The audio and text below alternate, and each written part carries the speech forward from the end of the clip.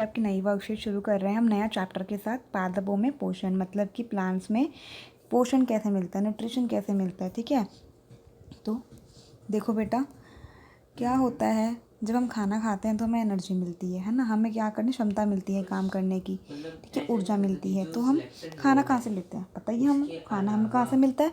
खाना हमें प्लांट से मिलता है, खाना हमें जानवरों से मिलता है, दूध मिलता है जानवरों से, है ना। लेकिन जो ये प्लांट्स होते हैं उनको कैसे खाना मिलता है, वो भी तो क्या होते हैं, वो भी तो जीव होते हैं ना, सजीव होते हैं ना प्लांट्स। प्लांट सांस ले सकते हैं ना, तो उनको भी तो खाने की ज़रूरत पड़ती होगी। तो वो अपना खाना कैसे बनाते हैं, तो हम इस चैप्टर में आज यही पढ़ेंगे। ठीक है, रचना अपने माता पिता के साथ पिकनिक पर गई थी।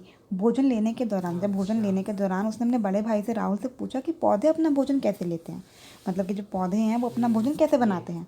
राहुल ने उसे पादपों में पोषण के बारे में समझाया।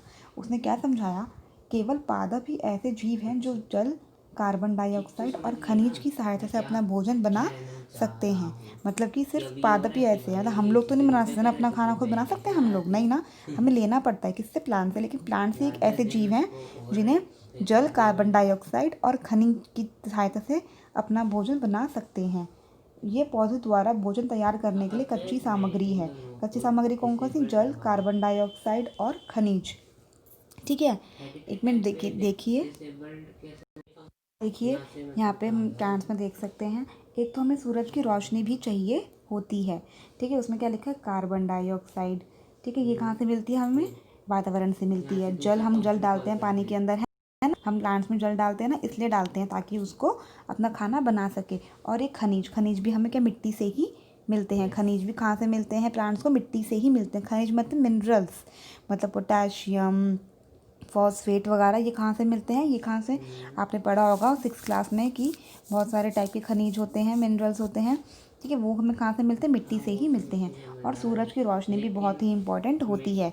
अगर हम सूरज की रोशनी में नहीं डालेंगे प्लांट्स को तो अपना खाना नहीं बना पाएगा। ठीक है, ये बात समझ में आ गई। अब देखिए बेटा, ठीक है, तो ये कौन सी कच्ची सामग्री हो गई, जल, कार्बन डाइऑक्साइड और खनिज। अब पोषण क्या होता है, क्या होता है पोषण, किसी जीव द्वारा भोजन ग्रहण करने और शरीर द्वारा उसको उपयोग की विधि को पोषण कहते हैं। जब हम खाना खाते हैं और उस खाने से हमें क्या मिलती है, ऊर्जा मिलती है। हम उस खाने का क्या उपयोग कर रहे हैं, उपयोग कैसे कर रहे हैं, कुछ ना कुछ काम करके। मतलब हम लोग क्या करते हैं, खाना खाने के बाद हमें क्या हो जाती है, ऊर्जा मिल जाती है। उसके बाद हम उसका उपयोग करते हैं, किसका, कैसे भागते हैं, खेलते हैं, पढ़ते हैं, तो हमारी क्या, हमारी शरीर द्वारा उसका उपयोग हो रहा है, किसका, भोजन का। तो उसी विधि को हम क्या कहते हैं, पोषण कहते हैं। ठीक है, अब देख लेते हैं, सभी जीवों को भोजन की आवश्यकता होती है। ये बात सच है, सभी जीवों को भोजन की आवश्यकता होती है। ठीक है, तो भोजन में ऐसा क्या क्या चीज़ें होती हैं जो हमें हमें चाहिए होती हैं। भोजन में क्या क्या चीज़ें होती हैं जो हमें मिलती हैं, ये आप 6th क्लास में भी पढ़ चुके हैं। कार्बोहाइड्रेट, प्रोटीन, वसा, विटामिन एवं खनिज लवण भोजन के घटक हैं। भोजन के घटक कौन से हैं, कार्बन डाइऑक्साइड, प्रोटीन, वसा, विटामिन और खनिज। भोजन के घटक हमारे शरीर के लिए आवश्यक हैं तथा इन्हें पोषक कहते हैं। जो हमारे घटक हैं शरीर के, जो हमारे भोजन के घटक हैं, मतलब ये सब चीज़ें हमारे शरीर के लिए क्या होती है, बहुत ही ज़रूरी होती हैं, आवश्यक होती हैं, तभी तो हमें ऊर्जा मिलेगी। तथा इनके पोषक कहते हैं, क्या कहते हैं इनको, पोषक कहते हैं। न्यूट्रिएंट्स, हिंदी में क्या कहते हैं, न्यूट्रिएंट्स कहते हैं। अब बेटा अब नेक्स्ट पार्ट में देखते हैं हम।